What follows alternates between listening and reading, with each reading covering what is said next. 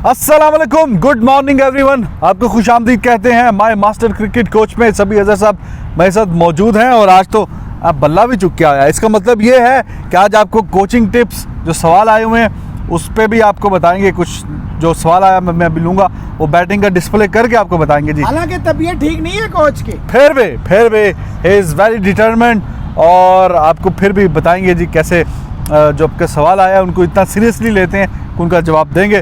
कैसे हैं आप, ठीक हैं? अस्सलाम वालेकुम, good morning, I hope you are well. थोड़ी सी मेरी आवाज़ थोड़ा सा मुझे लग रहा है कि ज़ुकाम मुझे हो रहा है। भाईजान ने वो वाला तो नहीं जुकाम? नहीं हो मतलब मैं मास्क अपना लब के लिए आवा? नहीं अच्छा, कोई ऐसी बात नहीं है। चलो फिर ठीक है, सब ठीक है। बस थोड़ा सा है, बस मौसम से चेंज हो रहा है, हाँ, उस वजह से मुझे लग रहा है weather is changing, it's getting bit colder day by day.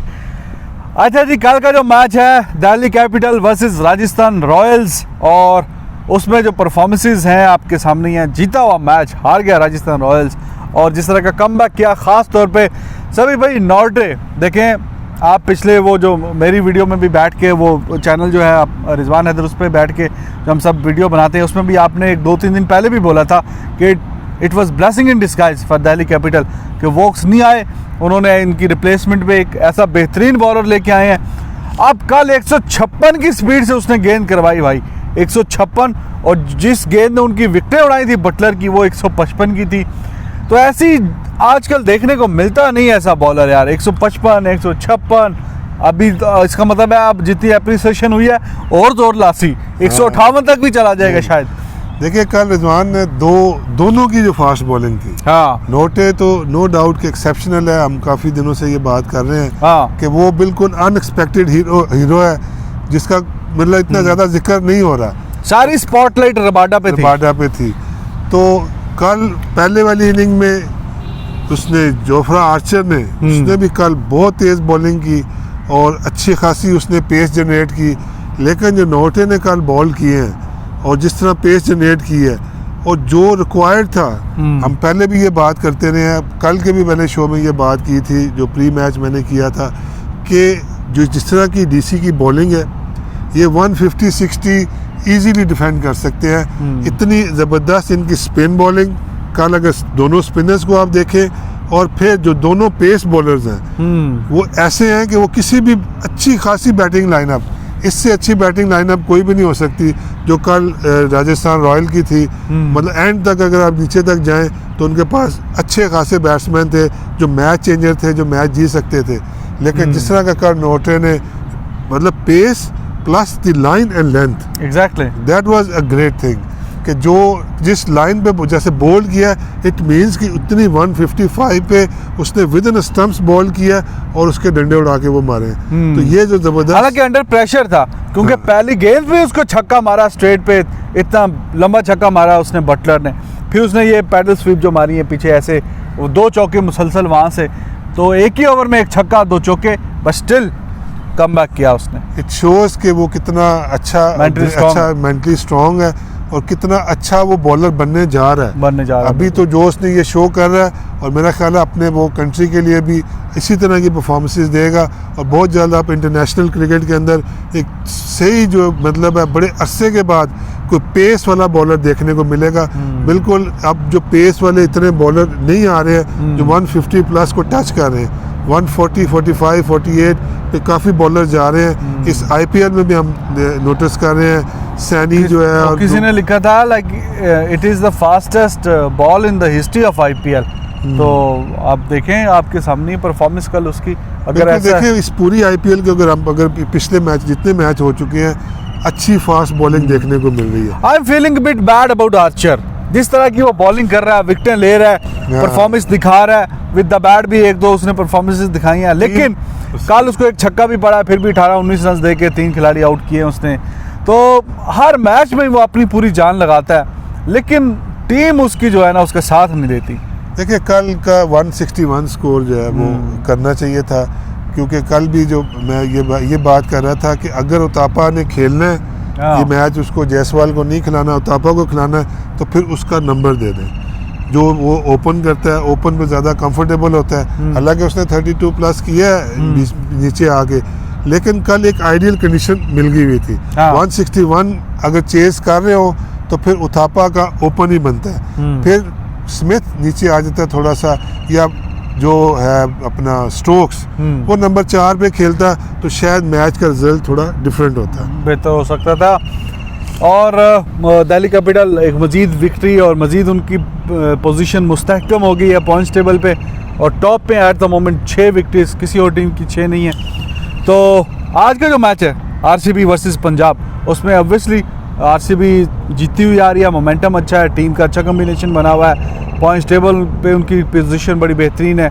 Punjab की टीम सबसे बॉटम में है, तो आज कुछ टक्कर है पंजाब की या मुश्किल ही है? नहीं, डेफिनेटली टक्कर है। देखें, पंजाब मैच हार रही है, हाँ, लेकिन क्लोज मैचेस हार रही है। इट मीन्स कि क्रिकेट वो इतनी बुरी नहीं खेल रहे हैं। हाँ, यस, जब आप हारते हैं तो फिर बहुत सारी चीज़ें आपको बुरी लगना शुरू हो जाती हैं। हाँ। आपको कप्तानी भी बुरी है, ये किया वो नहीं किया, ये सारी चीज़ें साथ हैं, लेकिन स्टिल आई बिलीव कि पंजाब जो है वो डेंजरस टीम है। पंजाब बिल्कुल कम बैक कर सकती है, पंजाब आरसीबी को टफ टाइम दे सकती है और इवन मैच हरा भी सकती है।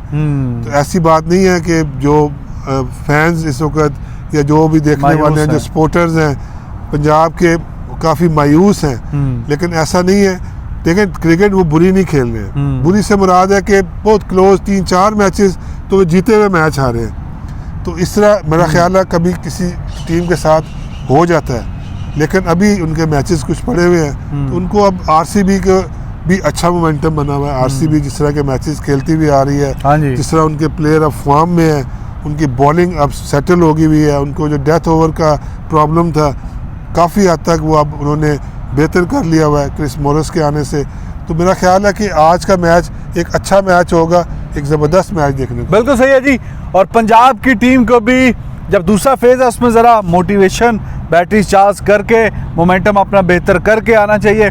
जैसे कि सीएसके जो है उसने पहला मैच ही अपने दूसरे फेज़ का, यानी कि 7 मैच पूरे हो गए, दूसरा फेज़ का मतलब है कि आखिरी 7 मैच ग्रुप स्टेज के पहला मैच ही वो जीते हैं, तो पंजाब भी उससे मोटिवेशन ले सकता है। और जो उनके खिलाड़ी हैं सारा मिल बैठ के अच्छी सी मीटिंग करें और अच्छा से बोलें, जो हो गया, we still have chance, they are 7 matches, अगर उसमें से चलें प्लेऑफ के लिए उनको सोचना तो चाहिए, लेकिन at least even if they are able to win 4-5 matches, जो उनके फैंस हैं ज़रा उनका जो हौसला अफजाई होगी ज़रा उनके लिए ही, वो बोलेंगे हाँ भाई चलो अच्छा हमारी टीम ने कम बैक तो किया। तो पहले नेशनल T20 पे भाईजान बात करें या सवाल ले लें? कोई जैसे आपकी मर्जी। सवाल ले लेते हैं, फिर मैं एंड पे आपसे बात करता हूँ। उस पर सवाल हैं जी 2, और एक तो पहले आपसे मैं ज्ञान रौनक हैं जी, कल मैंने आपका नाम गलत ले लिया था और यूश मैंने कह दिया था, आपसे 1-2 बार गप भी लगी है वो रिजवान हैदर यूट्यूब चैनल पे जब हमने लाइव लिया था। And I still remember like your missus, she was my fan and you are fan of Mohsin भाई, तो मुझे याद है आपका नाम, बस कल मैं मिक्सअप कर गया था। नाम भेजा जिन्होंने, स्टिल वेटिंग फॉर सभी others answer on the cut versus drive question on the marginally short drive. हाँ बिल्कुल सही है। और वो अपना बता रहे जी, मेरा नाम ज्ञान है, मिसेस का नाम हर्षिता है, और मैंने कल उनको यूश कह दिया था आपको, तो ठीक हो गया जी, क्वेश्चन होगी जी। देखिए जी, आपने कहा जी कट शॉट में, भाईजान मैं साइड तो जमा बल्ला ना बाजे मैंने, ठीक है, कट शॉट और बैक फुट ड्राइव, इसमें क्या फ़र्क आप पूछ रहे हैं? देखिए, कट शॉट दोनों बॉल, आपने कहा अगर ऑफ साइड पे ऑफ स्टम्प है पे बॉल है तो उसको कट मारना चाहिए या उसको बैक फुट ड्राइव मारना चाहिए।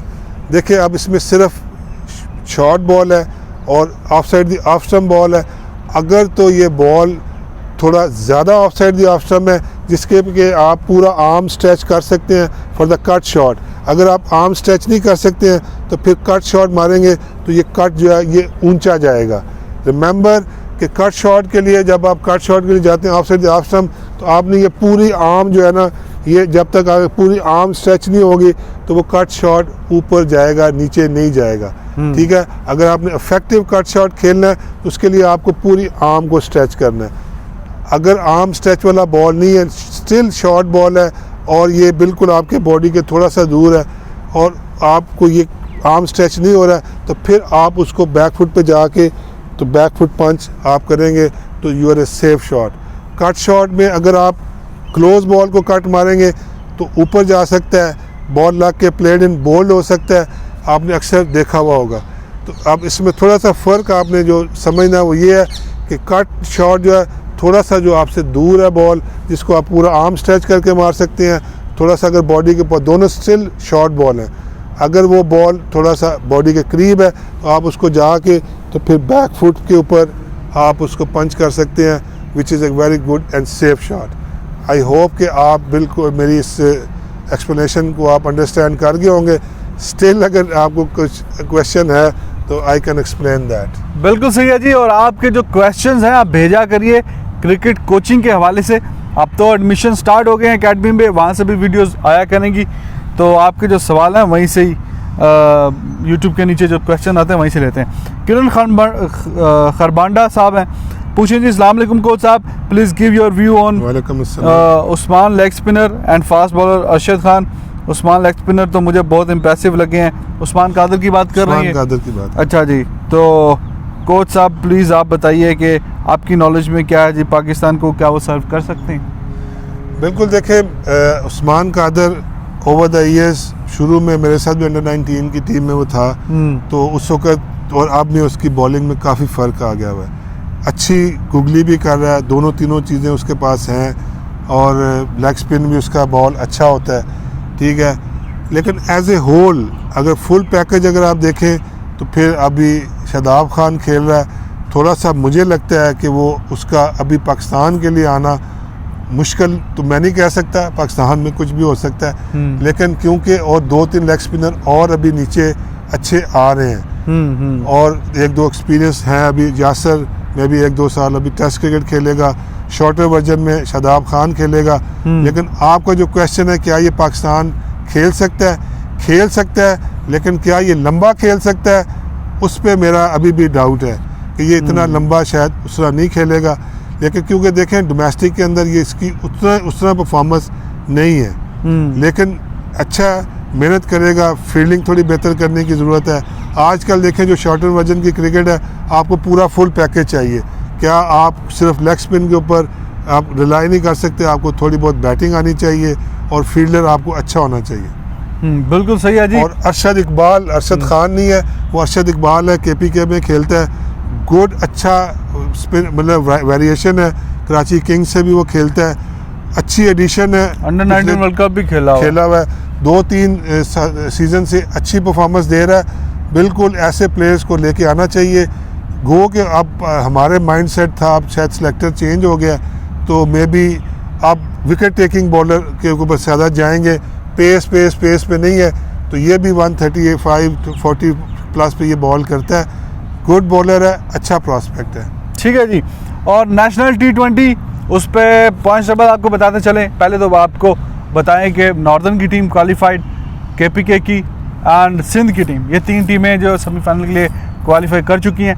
बाकी एक जगह बची है, उसमें यह है कि जो सेंट्रल पंजाब की टीम है उसके 10 मैच पूरे हो गए हैं, पॉइंट्स उसके 8 हैं, बलूचिस्तान के 8 पॉइंट है, लेकिन अभी उसके 2 मैचेस रहते हैं, तो मोस्ट लाइकली वो दोनों में से कोई एक मैच भी अगर जीत गए तो वो ऊपर चले जाएंगे, और मोस्ट लाइकली कि उनका ही चांस बना है बलूचिस्तान का।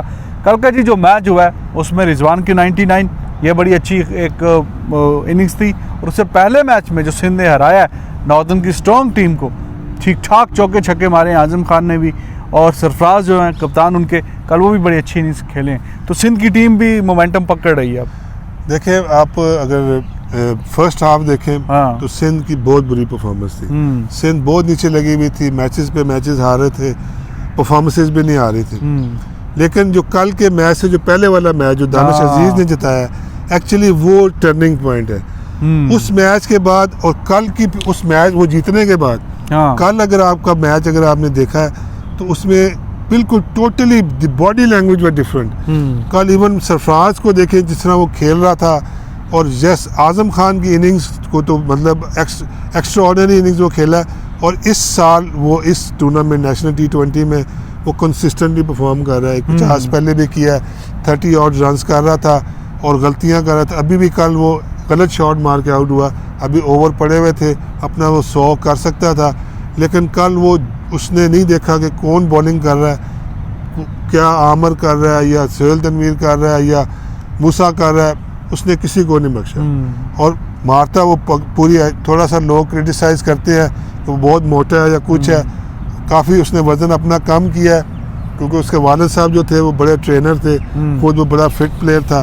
तो लेकिन एज ए अगर उसका इनिंग्स को देखें तो एक्स्ट्रा ऑर्डनरी 8 छक्के और 8 चौके बहुत ज़बरदस्त इनिंग खेली है। रिजवान की आप बात कर रहे हैं, रिजवान एज ए बैट्समैन आपको पता है हमेशा से वो इंग्लैंड में भी अच्छी परफॉर्मेंस करके आया एज ए बैटिंग में। कल भी बड़ा अच्छा खेला है, क्लोज ले गया था, 2-3 रन से मैच ये हारे हैं, लेकिन कीपिंग वो किसी और से करवा रहा है, ये मेरी समझ से बाहर है। उस देखे वरना अभी वो पाकिस्तान का नंबर 1 कीपर है, तो उसको कीपिंग करनी चाहिए। आल्दो ठीक है वो यंगस्टर के लिए अगर सेक्रीफाइस कर रहा है, इसको नहीं देखना चाहिए। देखना चाहिए कि पाकिस्तान के लिए इसको क्या ज़रूरत है। अगर वो खेल है पाकिस्तान की तरफ से ऑब्वियसली उसे ही करनी चाहिए। आखिरी सवाल जी, मिसबाह पे आप समझते हैं कि अब ज़रा बेहतरी आएगी? एक जॉब उनसे ले ली गई है और एक ही जॉब है अब उनके पास कोचिंग की, तो जो इतनी एज़ पर एक्सपेक्टेशंस थी जब उनको रोल दिया गया था कि जी बड़ी बेहतरी हो जाएगी, उस तरह के रिजल्ट्स नहीं आए, हम सीरीज़ आफ्टर सीरीज़ हारे भी हैं। तो अभी एक ही जॉब है जी कोचिंग की, ज़रा उसी पे तवज्जो देंगे तो कुछ ज़रा बेहतरी होगी। देखेंगे काफ़ी अरसे से जो है ना बोर्ड इसी तरह ही कर रहा है, एक डिसीजन करते हैं उसको चेंज करते हैं। पहले जब दोनों रोल दिए सिलेक्टर और चीफ हेड कोच का और चीफ सिलेक्टर का, उसको इतना फिर जस्टिफाई किया कि ये इसके क्या अच्छाई है क्या बुराई है, तो क्या 5-6 महीने में सारी चीज़ें गलत हो गई? तो मेरा ख्याल है कि उसको कैरी ऑन करना चाहिए था अभी, ताकि अगर आपने ये डिसीजन किया इतनी ज़्यादा जल्दी चेंज करने की क्या ज़रूरत थी? ठीक है, दोनों जो अगर ठीक है मैंने भी क्रिटिसाइज़ किया कि 2 पोस्टें नहीं होनी चाहिए, लेकिन वंस इसके देखते तो सही कि आगे जाके ये क्या अच्छाई है या क्या बुराई है। टाइम देते हैं, टाइम देना चाहिए था, लेकिन अब क्योंकि उन्होंने किसी को चीफ सेलेक्टर लेके आना है तो इसलिए उन्होंने उसको चेंज कर दिया या उसके रिज़ाइन ले लिया या वो व्हाट्सोएवर है। लेकिन ठीक है, अब एक ही चीज़ पे कॉन्सेंट्रेट करेगा, बैटिंग पे उस पर करेगा। अब सिलेक्टर कोई और होगा, वो अपनी टीम लेके आएगा, इसका अपना माइंडसेट है। जो टीम अब सिलेक्शन कमेटी देगी ज़ाहिर है फिर मैनेजमेंट ने वही टीम खिलानी है। बिल्कुल सही है जी।